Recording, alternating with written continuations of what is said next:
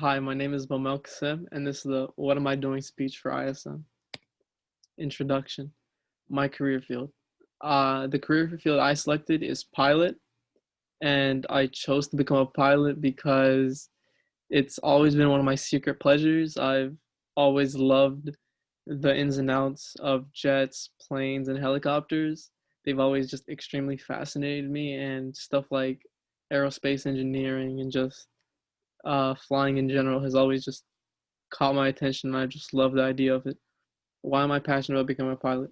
Well, I'm passionate about becoming a pilot because I've always been told that don't select the career path with the most money or the most prestige, select what makes you happy. And I remember when I was about 2 years old, that was the first time I got on a plane. And I remember as soon as the plane took off, I got butterflies in my stomach and I was all giggly and smiling and just grinning ear to ear, filled with joy for the whole 3 hour flight. And it's been like that ever since. Every time I get on a plane or a helicopter now, I still have those same butterflies, the same joy and kind of wonder that I had for it as a kid.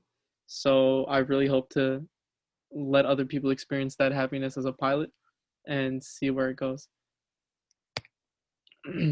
Description of field of study. Who is my mentor and what does he do? My mentor is Senior Airman Ronaldo Alfonso, and he works for the U.S. Air Force and is currently stationed in Italy. He works on fighter jets. He works on everything from their engines to their transmissions to their afterburners, their weapons. He's pretty much a mechanic, but for jets. Why is this important? This is important because he's been a great leader for me and kind of a father figure. He's took me under his wing and he's really shown me that I have more options than just one. I could really do anything I set my mind to, and that there's a bunch of open doors for me, even though I haven't really noticed it. But he showed me that being a pilot is definitely feasible and I should chase that dream. What kind of pilot do I want to be?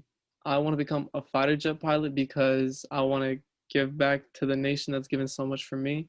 I'm a immigrant to the US and the US has been absolutely wonderful. It's given me and my family a second chance at life pretty much, and I hope just to give back to the country. And job requirements. When it comes to job requirements, becoming a pilot is pretty difficult, especially in the health department, because you need to be in peak physical condition. You need to have normal blood pressure. If you have too high or too low blood pressure, you're immediately disqualified because it affects your cognitive abilities and your intellect at the moment. So they don't want you flying anything if you're not at peak condition. So that's one of the really big things. 20/20 vision or higher naturally or with LASIK is also a must because obviously they want their pilots to see clearly and far into the distance during uh, all kinds of weathers. So vision is also extremely important. Your ears must pop at high altitudes. This allows your hearing and your equilibrium to come back to normal. So your senses aren't off balance. So that's another really important one. And the last important physical thing you have to pass is the hearing test, or their version of a hearing test. You have to stand 6 feet away from an instructor who plays different audios at different frequencies, and you have to repeat them back to the instructor to make sure that your hearing is as well as it can be. And this test has to be passed either with or without a hearing aid. As long as it's passed, you're good to go. Other requirements that aren't based on health are things like age. You have to be 21 or older to become a pilot, and that's because they don't want anyone of 20 or younger flying a plane for obvious reasons, because it's an extremely dangerous piece of equipment and you have the lives of a lot of people in your hands. So you must be um, able to live up to that and reach all the safety precautions. You also have to have 1,500 flight hours logged, whether that be with a co-pilot, a flight instructor, or even at a flight academy. As long as you get them logged and ready to be presented to the board, by the time you want your certification, you're good to go. You also need your FCC flight certification on your selected aircraft. This is pretty much the final test you take after you finish school and you're all ready to become a pilot. This test reflects your intellect on your selected aircraft, your situational awareness, and just broad understanding of navigation and things like that. So think of like the bar exam for lawyers, but for planes. Skills needed. There's a lot of skills needed to become a pilot, but one of the really big ones is great communication skills. You need to be able to talk clearly and communicate effectively because you're working with a large staff. You have to be able to talk and communicate your flight path clearly with your co-pilot. You need to be able to talk to your stewardesses very efficiently and tell them if they need to communicate with the passengers indirectly. You need to be able to talk to your passengers directly, make sure that they're able to follow your orders and directions. You also need to be able to talk to mission control down below and flight control to make sure that the flight you are taking is accurate. You're all fueled and ready to go, stuff like that. Another really important skill is calm under pressure.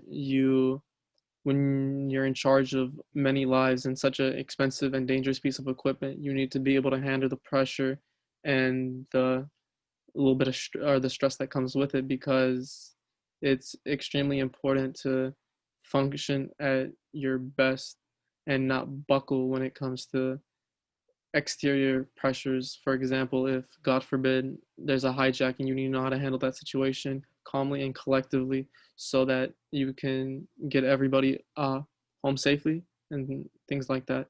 Situational awareness is another big one. You need to make sure that you're aware of your surroundings at all time and make sure to really be aware of your radar system and sonars so that you travel accurately and safely. You need to be a great leader because at the end of the day, you're the one in charge of the plane. You're the one flying, and autopilot can only do so much. So you and your co-leader have to be, or co-pilot, sorry, have to be wise leaders and make sure that everything works correctly and as intended. You also have to be extremely disciplined because when flying a plane, you can't have any distractions. You can't let yourself lose focus even for a second because small mistakes get magnified really quickly. And again, you're in charge of a lot of lives. Team player. You're never working alone as a pilot unless you're, for example, a fighter jet pilot or helicopter pilot. But it's really important to be able to communicate with others and really just get along so that there's not a lot of friction between people when there's no really room for that. Entry level pay. There's a lot of different uh, kinds of pilots, as I stated earlier, so all of them get paid differently. But for me, fighter jet pilots make $120,000 annually starting salary. This is before tax. But different pilots, for example, Elon Musk's private helicopter pilot makes up to $500,000 a year before taxes. Required education. Required education is actually not too much. You just need a high school diploma, FCC certification, and flight school completed. To to become a pilot, you don't need to go to college. You could go to flight school straight after high school, and as long as you get certified, you're good to go. Examples of real world requirements. Although you don't need a college, what's it called, diploma, a lot of companies still prefer if you have one. For example, they want one in a related field like aerospace engineering, computer engineering, and just engineering in general, because it really shows a broader understanding and lets you expand your knowledge, and it helps you pick up on the tools of the trade, if you will, much quicker. They also will want you to go through a extremely thorough background check to make sure that you don't have any criminal history and that you're able to fly the aerial vehicle. They'll also put you through a mental health test to make sure that you're mentally stable and able to fly a plane so that you don't endanger yourself or the people around you or with you. And lastly, they'll put you through a physical test to make sure that you don't have any underlying heart conditions or um, high blood pressure and stuff like that. In conclusion, being a pilot, not everyone can do it. There's a lot of prerequisites that are out of a lot of people's control. For example, the blood pressure. But if you do meet the qualifications, if you work hard and discipline yourself, it's very feasible.